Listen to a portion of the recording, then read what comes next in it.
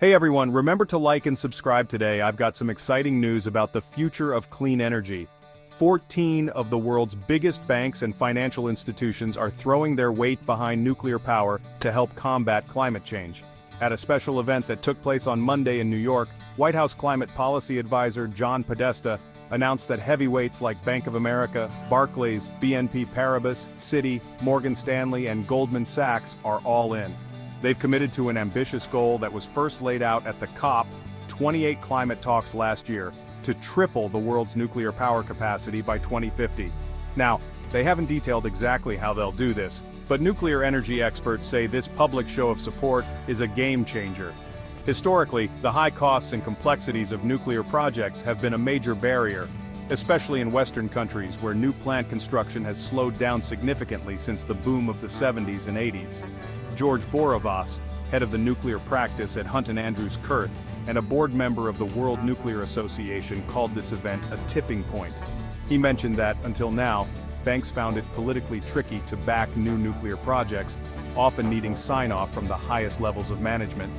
But this newfound backing from such influential banks could help normalize nuclear power as a key part of the solution to climate change, rather than a last resort. So, what can banks do to support these new plans? They could increase direct lending and project financing for nuclear companies, arrange bond sales, or connect companies with private equity or credit funds. It's a complex landscape, but the potential impact is massive. For years, financial institutions have been divided on nuclear power due to investment risks and environmental concerns. The World Bank and other multilateral institutions still provide no funding for nuclear projects.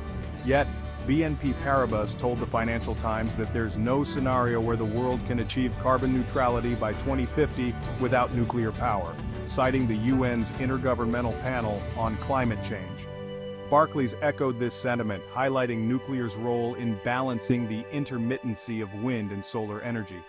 While most new nuclear plants have been built in Asia and the Middle East, developed countries are now seeing nuclear as a viable solution for their net zero commitments. The US, UK, Japan, Sweden, and the United Arab Emirates were among those who signed the COP28 pledge to triple capacity. And it's not just governments that are on board. Big tech is also getting in on the action. On Friday, Microsoft announced a 20-year deal with Constellation Energy to restart a 835-megawatt nuclear reactor at 3 Mile Island in Pennsylvania. Oracle co-founder Larry Ellison also revealed plans for a massive data center powered by small modular nuclear reactors. According to James Schaefer, an investment banker at Guggenheim Securities, this is just the beginning. He said, "When tech companies start investing in nuclear through contracts, that's when things start happening." Schaefer believes we're on the brink of a new wave of nuclear plant financing. Despite some lingering sensitivities around the topic within banks, the momentum is undeniable. Many banks are already sending non-binding commitments to private sector partners. And as public opinion in the US and Europe becomes more favorable towards nuclear power, this support is only expected to grow.